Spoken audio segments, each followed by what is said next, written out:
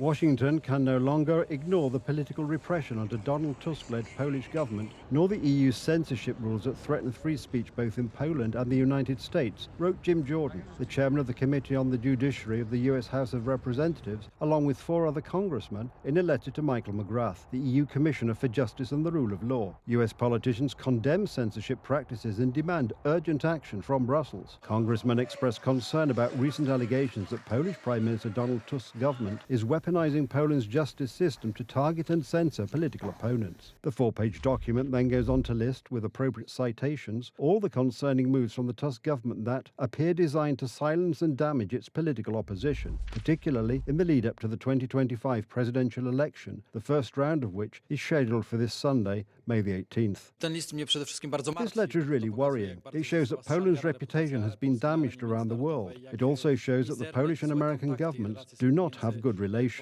The Americans recall the stripping of the immunity of Law and Justice Chairman Jarosław Kaczynski, as well as reports that investigators have mistreated his close associate, which may have led to the death of Barbara Szczypek. This shows that Europe and the world can see everything that is happening in Poland, the opposition says. We don't support street protests or using foreign influence in politics. We support Polish sovereignty and want to settle these issues in our own country. But Tusk has gone so far this is already drawing the attention of countries such as the United States. We want Poland to have democracy and the rule of law. US congressmen are concerned whether the Tusk government is upholding the EU's democratic values and whether it will further attempt to silence its political rivals by using anti-democratic laws like the EU's Digital Services Act, or DSA, to censor speech that criticises the Tusk government. The House Judiciary Committee obtained documents that reveal that the Tusk government is willing to attempt to censor online content with which it disagrees. This is evidenced by the fact that the Polish Digital Ministry has already tried to pressure TikTok into removing political content that's not even directly critical of the government, such as posts that drew attention to the ecological impact of electric vehicles. This might lead to the creation of a separate moderation regime for Europe and the rest of the world. The DSA may set de facto global censorship standards and thus restrict Americans' online speech,